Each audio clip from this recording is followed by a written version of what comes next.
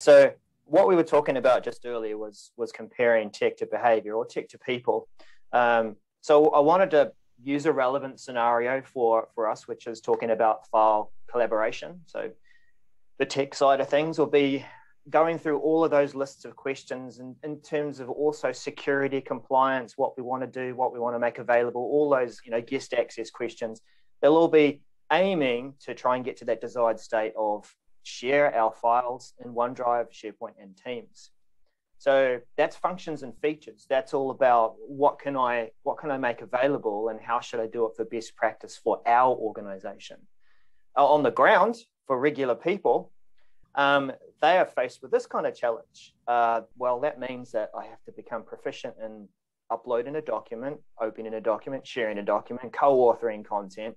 There's version management, so I'm not going to be doing V1, V2 on the end of my file names anymore.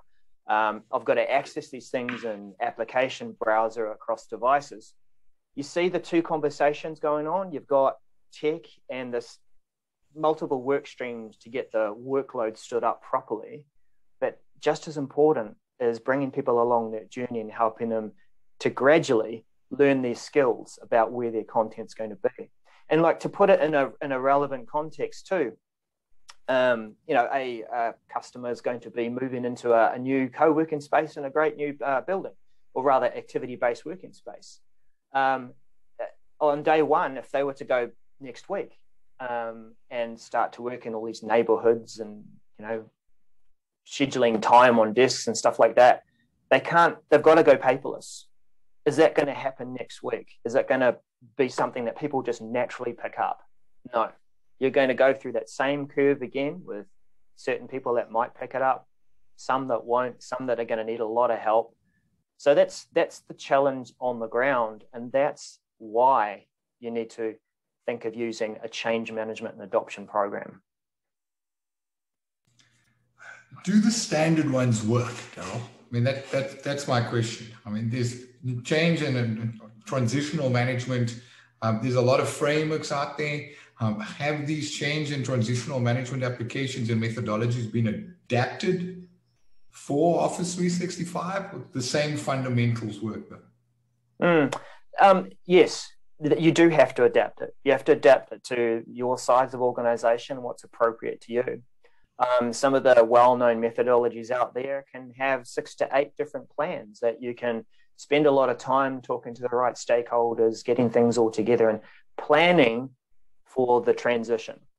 And then you've got plans, right? So that's not going to be appropriate for a 200 to 300 person organization. But one thing that you do really need to address, it doesn't matter what size program, are the areas of communication, education, and demonstration.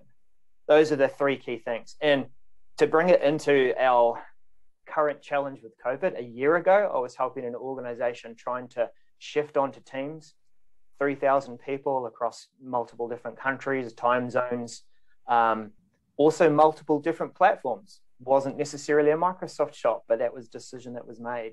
Do you think it was an easy task to do it when everyone was working from home? What was the biggest challenge?